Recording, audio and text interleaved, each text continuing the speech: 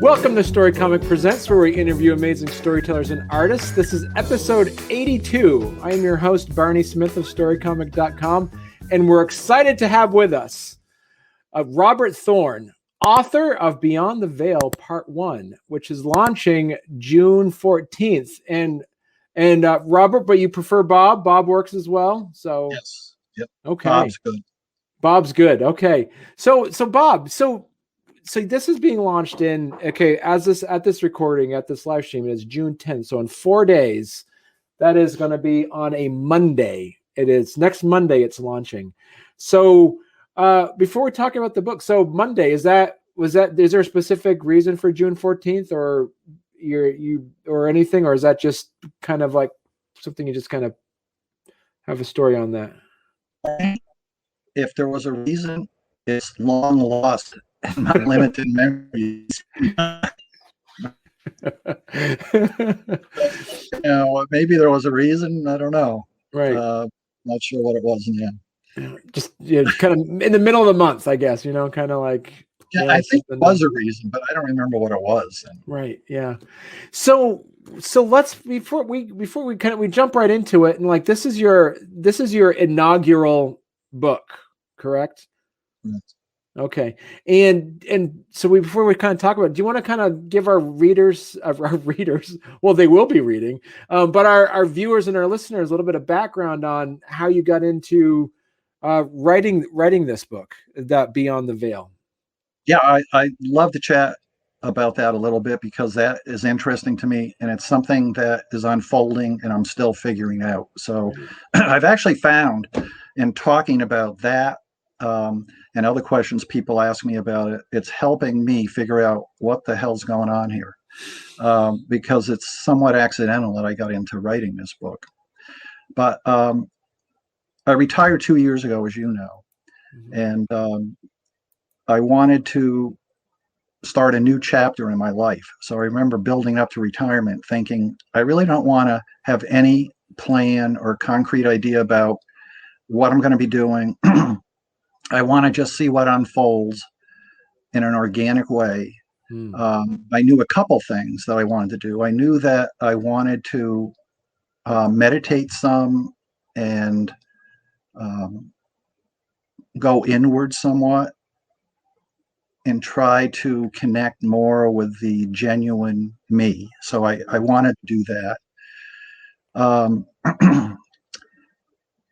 And interestingly, as you know about this, Barney, I worked 40 years in the developmental mental health field, last 25 years as executive director of our regional developmental mental health center, and also taught management courses, graduate level management courses for 30 years. Wow. And and I had in the back of my head, and again, I'm not sure how far back this goes, and it might be decades, that I was going to write a book when I retired. And one of the reasons why I wanted to do that is because I had unbelievably good materials that I thought would be important materials. So, obviously working in a developmental mental health center that's comprehensive as they are in Vermont, basically we do it all. It's amazing what you see and what you learn about people, about perseverance, about people rising above whatever incredible challenges they have. You learn something about what's important, family, sense of humor, interacting with people, and everyone can do that. And I've learned over the years so much from the people who I've worked with, and I've learned that it's not really about money or getting ahead, at least if you're striving for meaningfulness and I don't know if I want to use the word happiness, but satisfaction with your life. Those are not necessarily the things that are important. So I had that information, but from my management course, I always had an online component, and I would ask students. And by the way, the program was a program that was designed for people who were working full time in the nonprofit world. And so these were all people within organizations. And I'd always ask a question about what works, what doesn't in your organization. Do you have a good supervisor? Why? If you are unhappy with your supervisor, why? What about your leadership? What works? What's good? What about the organization? Is it, work for you? What's not working? And people would write that in these online forums, which I have. And just what was emerging was very clear themes about what people look for in their supervisor and their organization, what doesn't work, where no one's going to show loyalty to an organization or a leader or a supervisor, and why.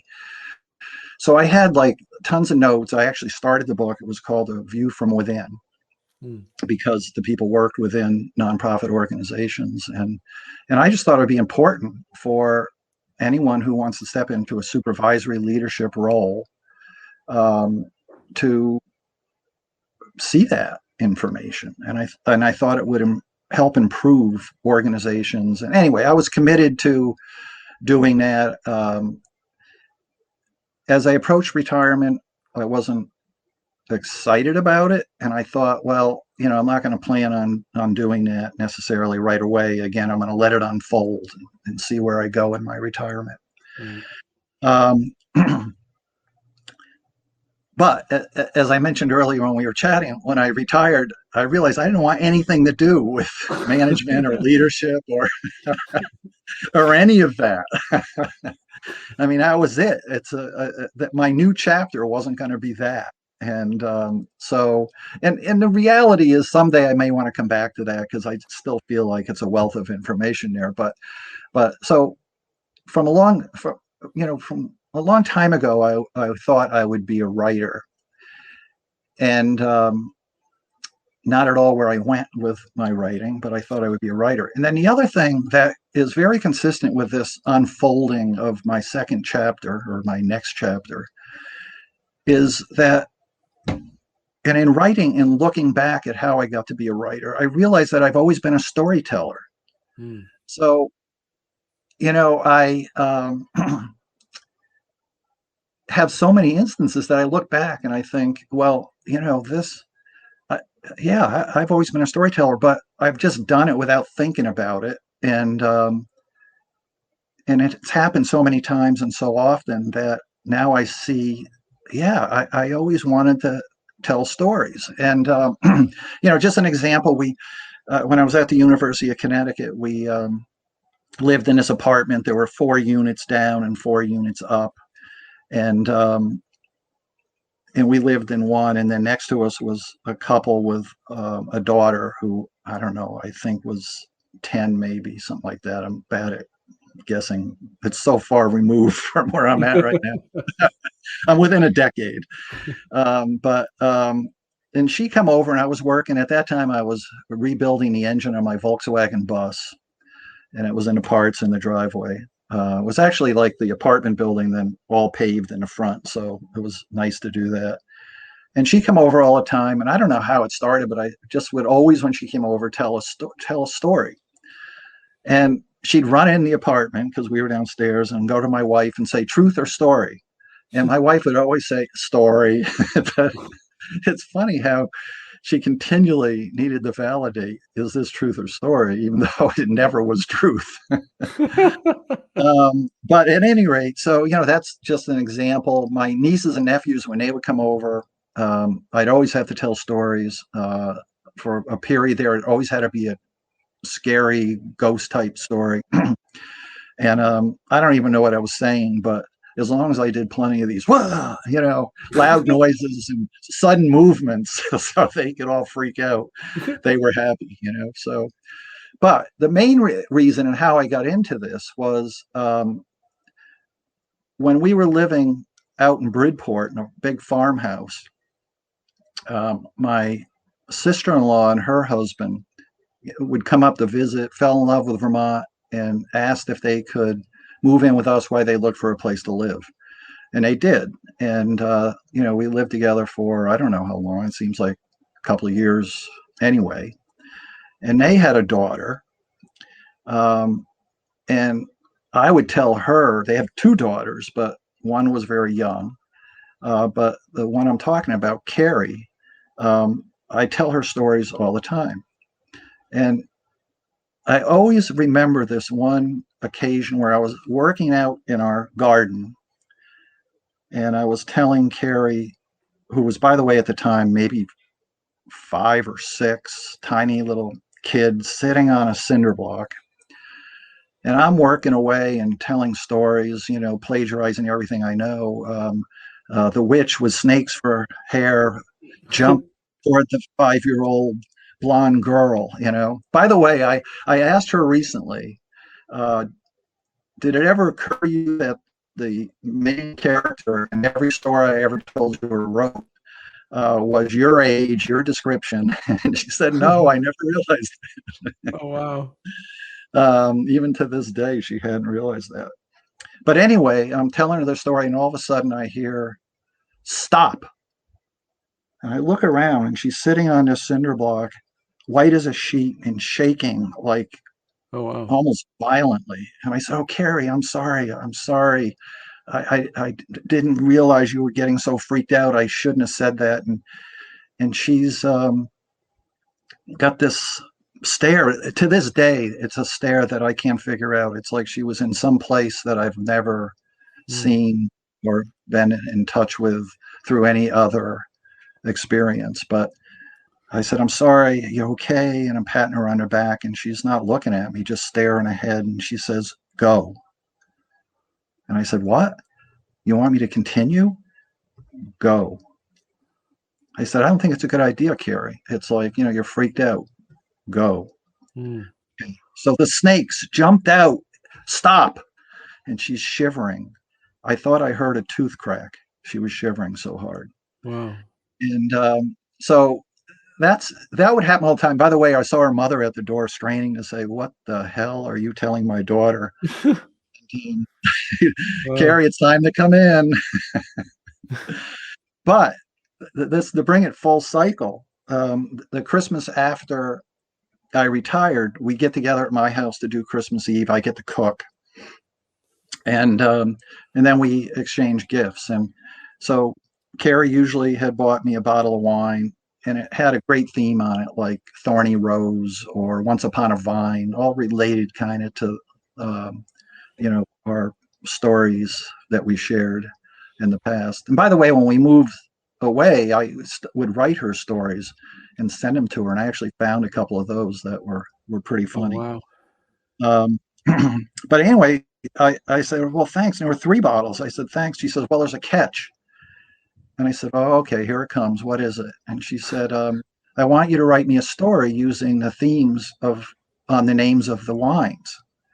And I take them out, and the themes are the prophecy. These are real wines. I have them. The prophecy, the dreaming tree, and the girl and the dragon. So my first thought was, okay, here's an assignment, more paperwork to take care of. But I sat down and fell in love with it. And the first story is the prophecy. And who would have guessed it's based on a bottle of wine? And that's how it came to be. And I'm working now on the girl and the dragon. And the last one will be the dreaming tree. So that's somewhat how it came to be. So talk to us. So I have, we pulled it up on the screen, your, the Amazon page for it. So it's Beyond the Veil, Part 1, The Prophecy. And as you said, that's exciting. It's named after a bottle of wine. That's cool. So what will the readers get out of it? What's the back of the cover, basically, description of the book? Well, that's another thing I've been struggling with. So I've asked people, how would you describe it? I've chatted with some people, and my daughter, who's my greatest fan, but also greatest critic. But I really appreciate, because she'll tell me if something doesn't seem right or whatever. And I guess it's like science fiction, dystopian, but to me that doesn't describe it at all. But I guess if I had to genre. I would say that, but my influences are clearly my work. The main character is a 15-year-old homeless girl living on the streets of Boston at the start of the story. I definitely am influenced by gender issues. I mean, the main characters are strong females that, in spite of being held back by institutions, are going to do their thing without giving away too much about it. So influenced by that, and that comes from having a daughter. I've lived with two women. I have my wife and my daughter. Working with people who, many of whom are strong women, but have had unfair disadvantages as a result of gender, having a lot of great nieces, and of course, just reading things that we read in the media that just seem criminal, and you wonder, how is this possible? It just seems so stupid. But anyway, there's that. I have a real interest in science, certain parts of science. I'm one of those people who knows a lot about, or a little about a lot. I'll read something that's really interesting, but I won't, delve into it so deeply that I truly understand it. But the science, the theme for my book started out to be, truth is stranger than fiction.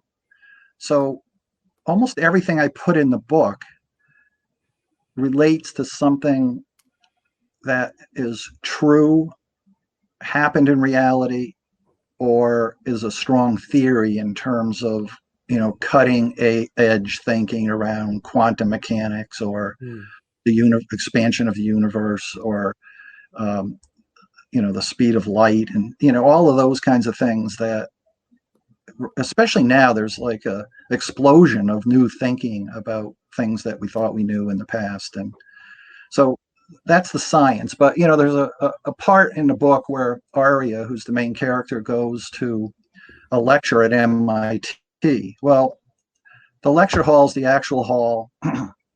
The professor is really the head of mathematics department at MIT. It's the streets are real. It's that kind of stuff that I put in it just because, again, it's just, I'm drawn toward that aspect of where the truth lies, as outrageous as it may seem. But anyway, he does a lecture, and the lecture is about parallel universes. And that's actually a book that this person wrote. It's taken from a book that was actually written about parallel universes. And so a theme in my book is there's 3 parallel universes that come together in a way, not obvious to everybody, but they come together every 7,000 years. And this is the 7,000th year. And there are folks, I mean, most people involved in wherever they live, which are on planets in 3 different universes, are unaware of the reality of this crux that's formed with the parallel universes coming together. But there are some who have some understanding about it, some limited, but some are trying to utilize it. The other thing that I try to develop in it is the theme of good and bad, or good and evil. And it's sort of like the bird that eats the worm. Is the bird evil, or is it just following its nature? And there are things inherent in different cultures or societies or whatever that are just different. And in this case, there are going to be different interests that are acting on behalf of their nature. But it just so happens that those natures conflict in dramatic ways. And there's going to be some tension, obviously, created about that. But it looks into, my daughter says, Dad, this is, all your interest in philosophy, psychology, and religion. And, and it is. I realize that that's really what it is. So, when I'm writing something, I'm thinking about something I've learned in psychology, or thinking about something I've read in philosophy. I started as a philosophy major, by the way. And I got out of that fairly quickly because all the professors and the people in the department had this attitude of, and this is so unfair, but had this attitude of, if you knew what I knew, you wouldn't be able to go on with life. And, it wasn't too much of a sense of humor that I encountered in my initial experience in the philosophy department.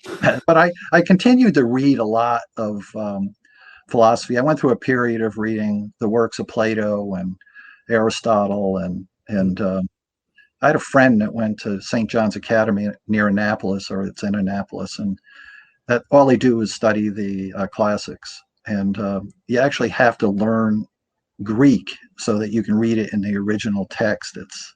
It's an amazing, and talking to him, visited there a couple of times, and it's interesting.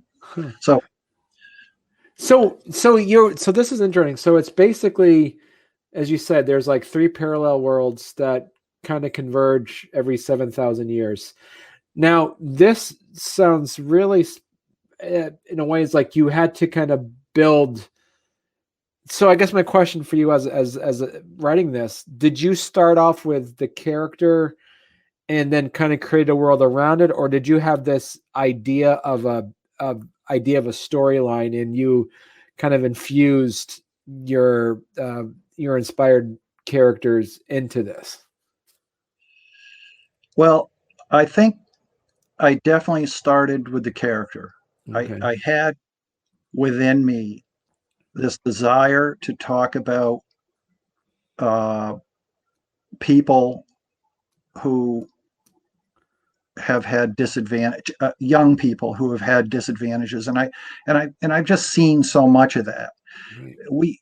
I'll just tell you one story, and I always think about this, so this probably influenced how I started. But where we had, my buildings, right, where I worked, right there, yeah, the main big building there, which was where my office was, and down in the conference rooms there, we had every Tuesday morning our management team meetings. And across the parking lot were the youth and family building for youth and family services. And so we're sitting there, and I see this, beautiful little girl. She had to be 6, with a little tote luggage, standing in the parking lot with a whole bunch of people. And this would happen so much. And my youth and family program director was there, and during a break, I said, "Oh God, what a beautiful little girl." And it's like, and then she'd do this to me all the time, and she'd tell me the reality. The reality in this case was she had been abused. She was pulled out of the home. It was social services there, and she was going to live with family she'd never met before. So, and that's the ugly side of, what you encounter when you do the kind of work that we both do. But then I've also seen, some of the young kids come into our programs with tremendous disadvantages and work on school and attend counseling, go out and get jobs and eventually get their own apartments. And I just think these people, they work so much harder, even with all their disadvantages, than, the average person who might whine. This is unfair too, but might sit and whine if they don't have enough money for the cruise or whatever. So I had that character in my head when I started writing this. And I didn't know where it was going to go. I didn't know it was going to end up being science fiction. And I'm not really sure, how it took the direction it did. I do know that once I started developing the characters, including Aria, I didn't want a plan, and I had no plan. And what I would do is I couldn't wait to get back to the computer, and I'd jump in. I was so immersed in this evolving landscape and these characters. I actually started seeing myself as a scribe for this semi-religion that was recording events that happened during this period of time more than writing anything. And and one thing would happen, a chapter would end, and then that would kind of dictate where I was going to go from there. It's like, and I was just telling my daughter, now that this is done, the launch is done, or at least everything I need to do for the launch, I can get back to writing part 2. That's what I love to do. Mm. And I want to sit down and see where's this going to go, what's going to happen next. And I just really can't tell you how much I love immersing myself at the computer. I'm not really at the computer. I'm really in this city on this planet Urgia, writing as a scribe, overlooking the doldrums and the heat, the great desert. Did you, so once you kind of had that in place, how did you, with the world building aspect of it, did you kind of establish like, maps, geography, languages, religions? How did that kind of fall into place for you? Well, I really struggled with that for quite a while because I only wanted to do as much as I needed to do to carry the story. I didn't, Okay. I had no interest in, I thought about that because I was reading about it.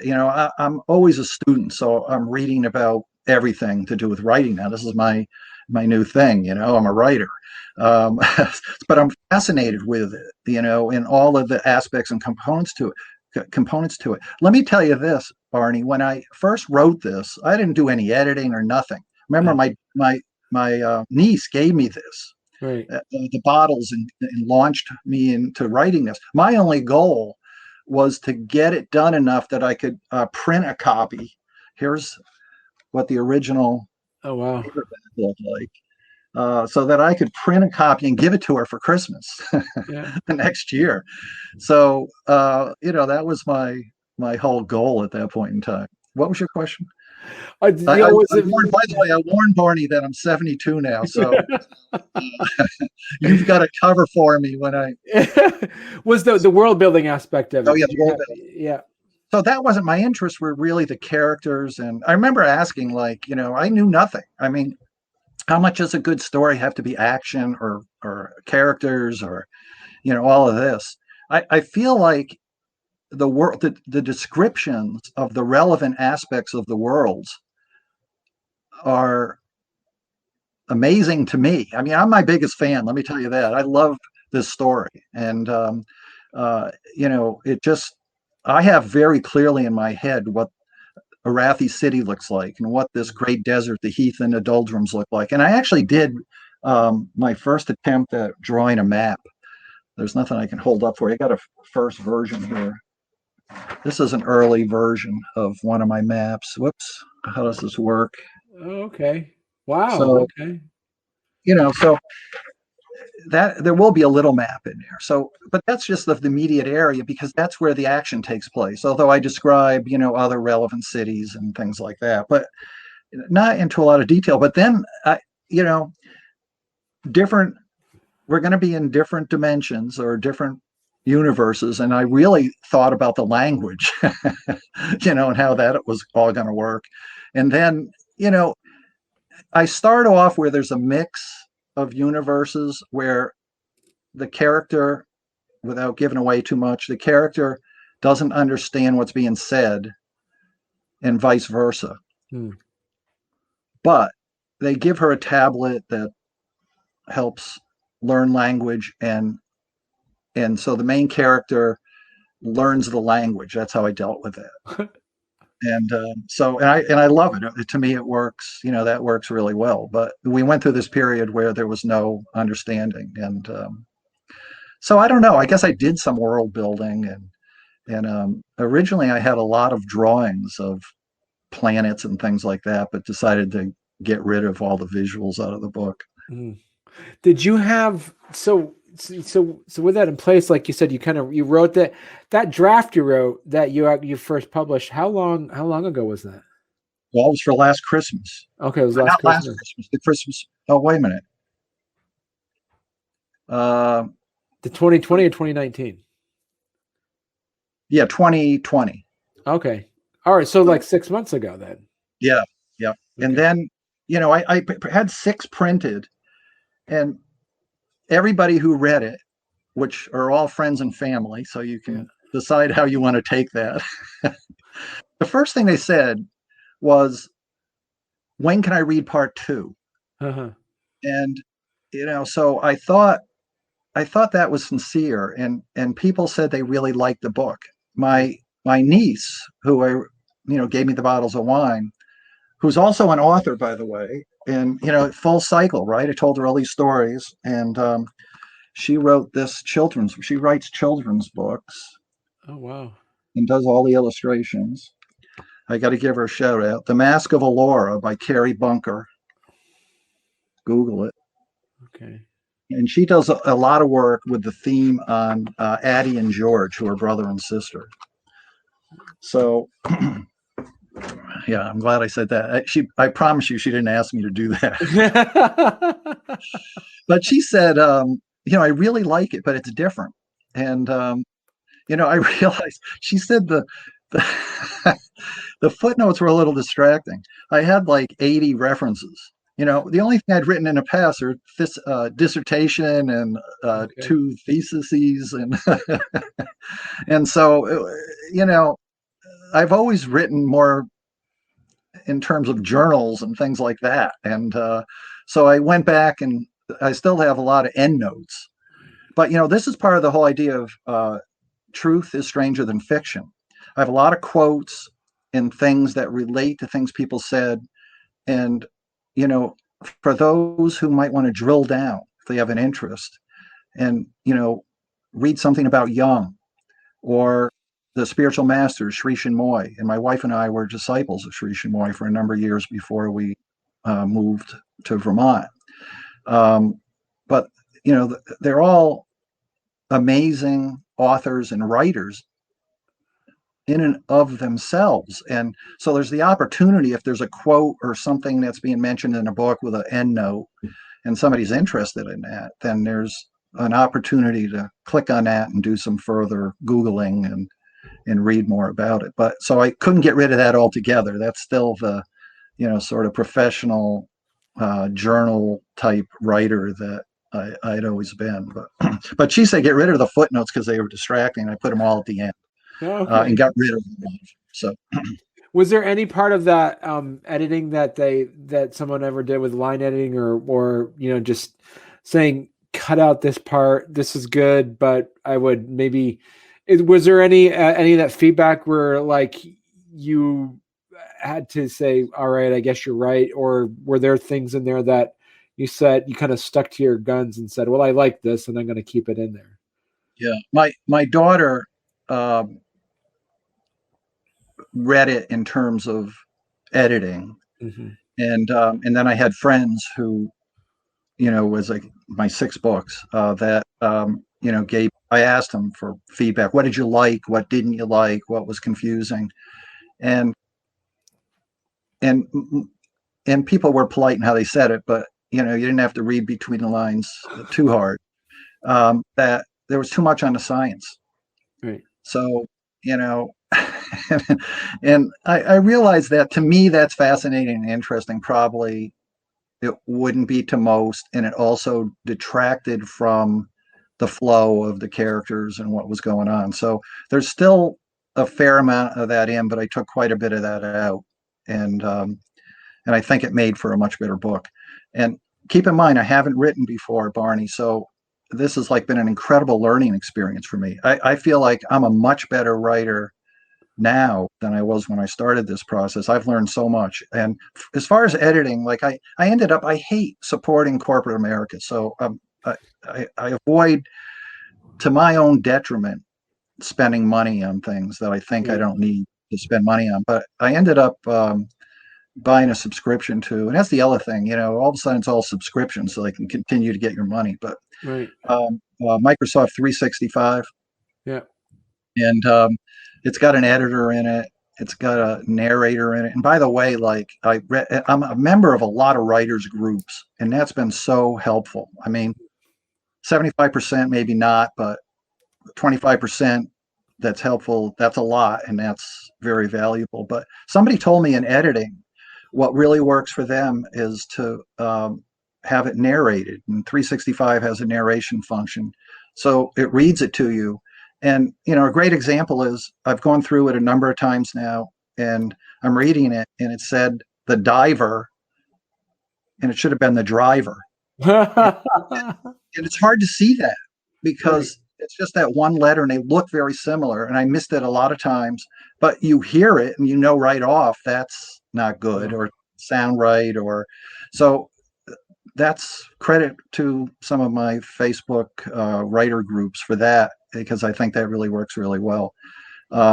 So, made a fair amount of changes based on what people said versus because I started writing this. I wanted Carrie to like it, but I got into writing it for me, and right. 'cause I was immersed in the story, and I love the science, and but with part two that I've probably got 80 pages into that before I had to put it on halt to work on getting this up. But Right. think it's much better. I think it's much better written, and it's more natural for me. I know more what I'm doing.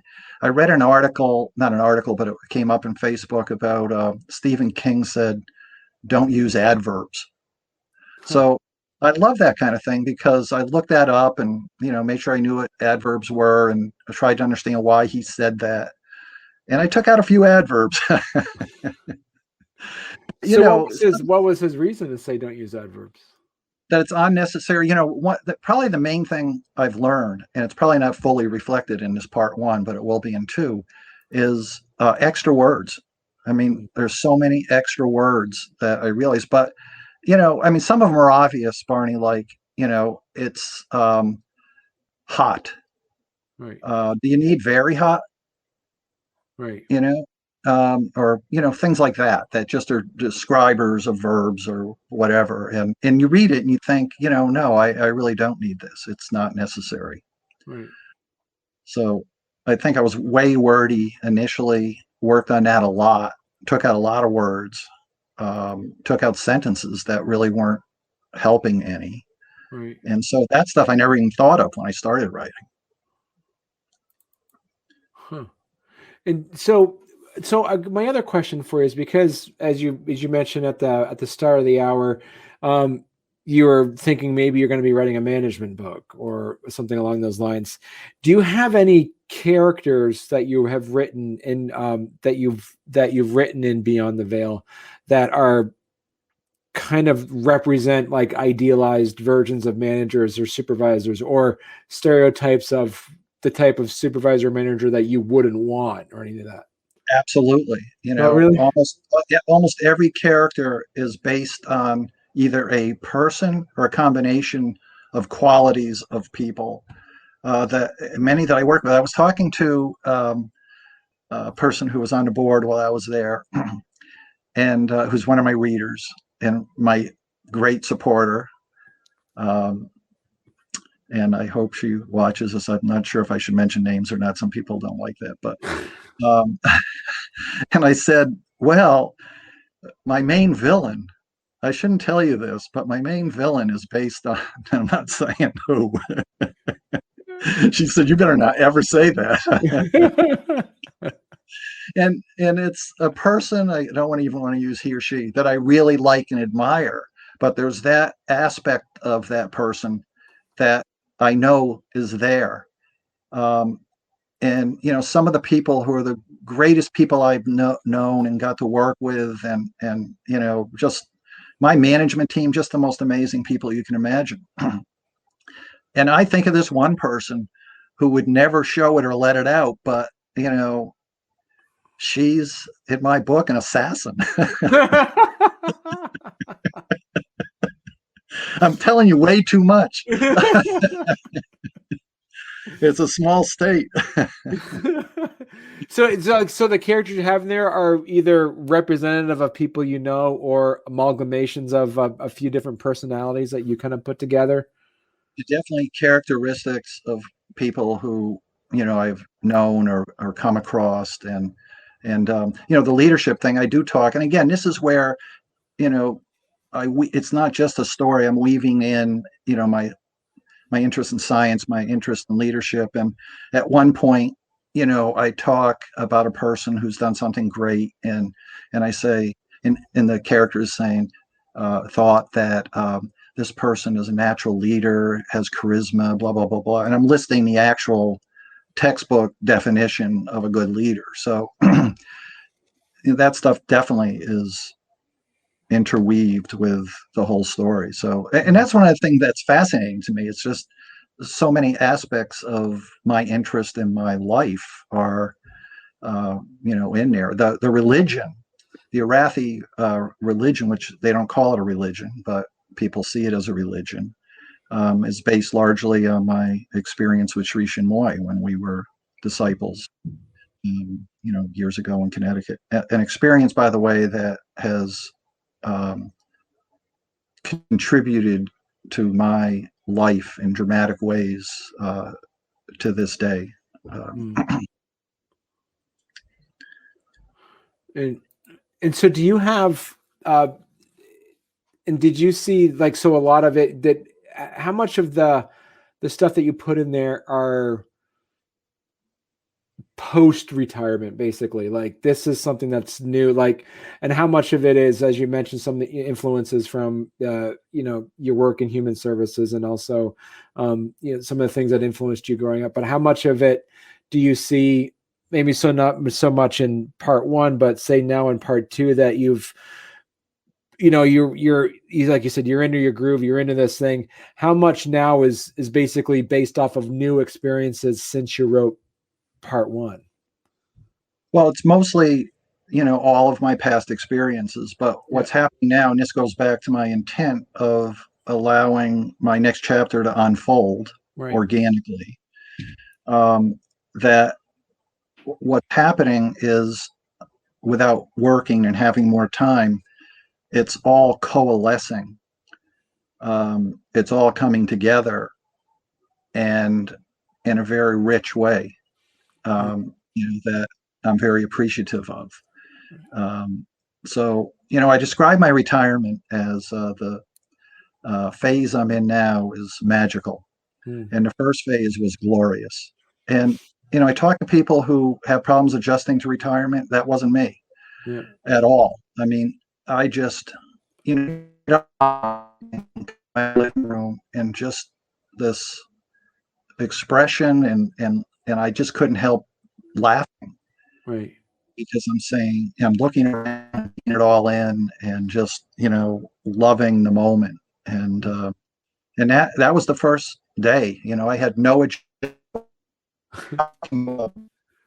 our medical director, who was going to retire shortly after I did, who finally did, Dr. Jimerson. I don't know. Just talking about this stuff and what we expect and what it's going to be like. And I said, I worked 40 years here. I came in and saw all these people. I wonder if I had a position of authority, would I leave the organization, and would there be something within me that I was getting from that, that I'm not in touch with? Because I always thought of myself as, this is me. This is who I am. I went to work that way. I interact. And, but none of that. I didn't, it was strange in a way. There was no, but it's given me the opportunity to think back and think about the people and think about nature. I think a lot about nature. In my management course, you can't be a manager or a leader if you don't know something about the nature of us, of human beings. And I would always ask, what is our nature? And nobody had a clue. They all thought they did. They would all give an answer, but, some people would say it's the message, and, be faith-based approach, to be the especially keep in mind, program people working, these are privileged young people, the Eastern, religious background piece. Did we just get disconnected? Yeah, it was a little choppy, but I think it's okay, yeah. Still here. I thought I was going on too long here, Barney, and you dumped me. But there would be no agreement about. Right. It astounds me that there's little agreement about what our own nature is, and I start by saying, let's look at it outside of ourselves. Like, if there's a shark, what can we say about his nature? He needs to be in the water. He doesn't like to lounge on a couch. He's a hunter. okay, do that with us. People can do it. Right. So that dominates my thinking in terms of relationships and how this unfolds and the religion, and there's no, in my mind, and I hate to say this because it sounds alien, but it's not a good or bad thing. It's really more a function of our nature and acting in a way. Human beings killed 100 million of each other in the last 100 years. So that says something about what our nature is, right? So do you have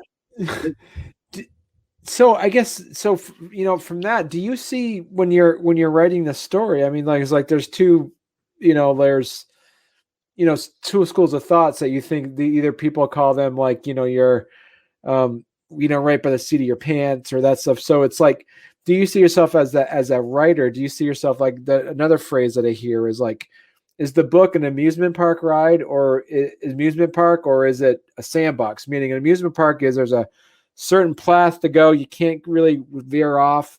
Are you in control of the story, or is it more like a sandbox where you sit down and say, what's happening today? Not at all. Not at all in charge of it, and don't want to be. Again, this is just my wanting to be at a point in my life where things unfold. Right. And truthfully, even if I keep saying that's why, but I don't think it is. I like going there, and it's like, to me, it's like binging on a great TV show. Right. I want to watch the next episode to see what's going to happen. I want to get back to writing to see what's going to happen. And I really, and my problem with my head is, throughout the day, washing dishes or doing whatever, all these ideas come in terms of what could happen. And I like them all. Right. They're all great, man. I'd like to see that, Right. So I sit down and then, it's funny, like I leave off with something and that really suggests what has to happen next. Right. So you're working on you're working on part 2 right now, right? The Girl and the Dragon. Yep. Yep. The Girl and the Dragon. So this book is going to be launched in, as we said, next Monday, and so this is exciting. So do you? What's your phrase where like?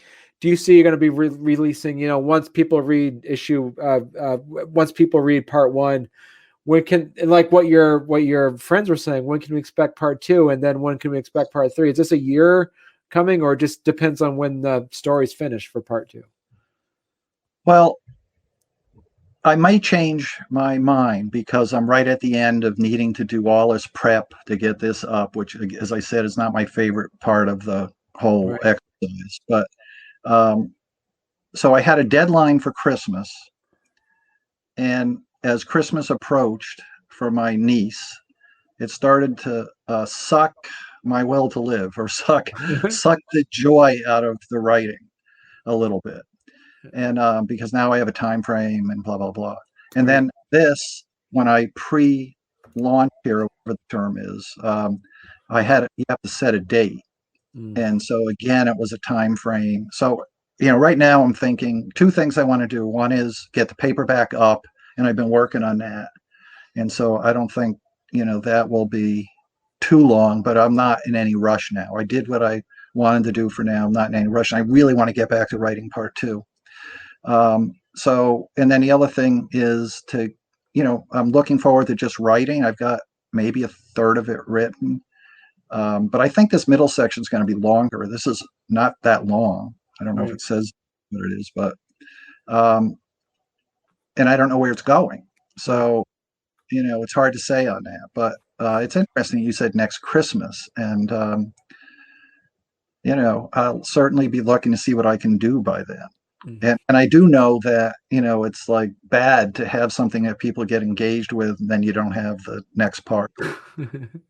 It's like me waiting until June 24th for the next series of Bosch. A long wait. Right, exactly. So Bob, thank you very much. This has been exciting stuff. So looking forward to seeing this. I'm going to get myself a copy of it, and I'll be excited to take a look at it and read through it. And that is it, do you see him also going to be around 128 pages or so, or is this one here? I think it said 128? something. Yeah, Oh, yeah. 100. Yeah. Yeah. So it's not that long, easy read. I think I love it. I'm my biggest fan. So I won't say others will love it, because who knows? Everybody has different tastes. But Right. I think my 5 readers will like it. So I'm happy. I'm sure you'll get more than that, Robert. This is good. All right. Well, thank you very much, Bob. And come back on the show when Beyond the Veil Part 2 comes out. We'll chat about that. Absolutely. Thanks a lot for having me on.